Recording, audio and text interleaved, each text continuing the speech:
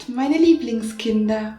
Heute erzähle ich euch das Märchen von der Prinzessin auf der Erbse, auch die Erbsenprobe genannt.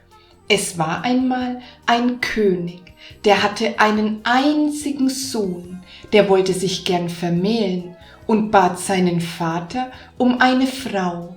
»Bitte, bitte, bitte, dein Wunsch soll erfüllt werden, mein Sohn«, sagte der König, »aber es will sich nicht schicken, dass du eine andere nimmst als eine Prinzessin, und es ist gerade in der Nähe keine zu haben.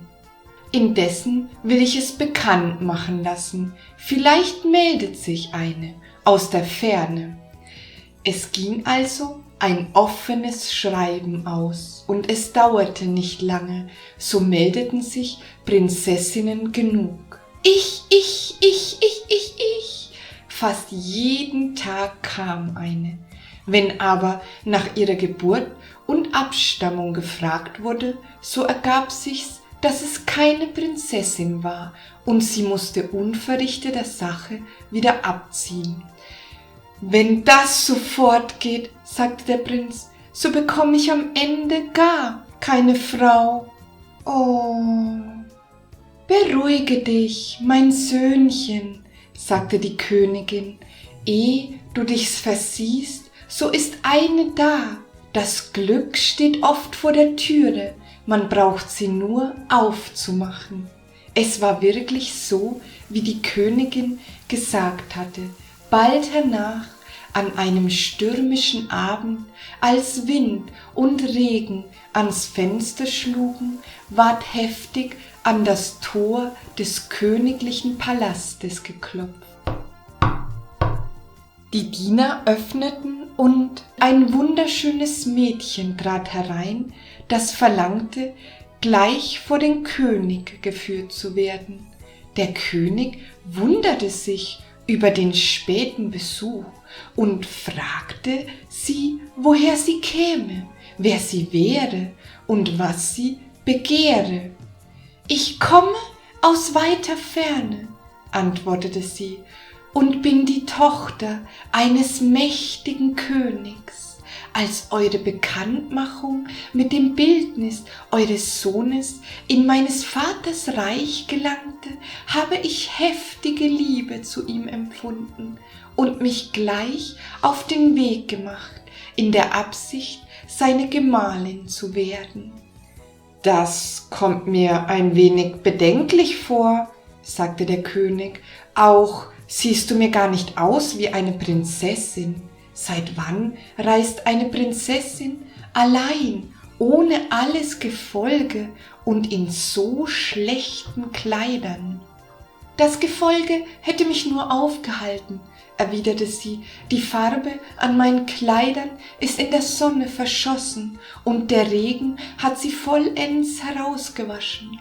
Glaubt ihr nicht, dass ich eine Prinzessin bin? So sendet nur eine Botschaft an meinen Vater.« »Das ist mir zu weitläufig«, sagte der König, »eine Gesandtschaft kann nicht so schnell reisen wie du. Die Leute müssen die nötige Zeit dazu haben. Es würden Jahre vergehen, ehe sie wieder zurückkämen. Kannst du nicht auf eine andere Art beweisen, dass du eine Prinzessin bist? So blüht hier dein Weizen nicht, und du tust besser, je eher, je lieber, dich wieder auf den Heimweg zu machen.« »Lass sie nur bleiben«, sagte die Königin, »ich will sie auf die Probe stellen und will bald wissen, ob sie eine Prinzessin ist.« Die Königin selbst stieg den Turm hinauf und ließ in einem prächtigen Gemach ein Bett zurechtmachen. Als die Matratzen herbeigebracht waren, legte sie 3 Erbsen darauf, eine oben hin, eine in die Mitte und eine unten hin. Dann wurden noch 6 weiche Matratzen darüber gebreitet, Leinentücher und eine Decke von Eiderdaunen. Wie alles fertig war, führte sie das Mädchen hinauf in die Schlafkammer. »Nach dem weiten Weg wirst du müde sein, mein Kind«, sagte sie, »schlaf dich aus, morgen wollen wir weitersprechen.«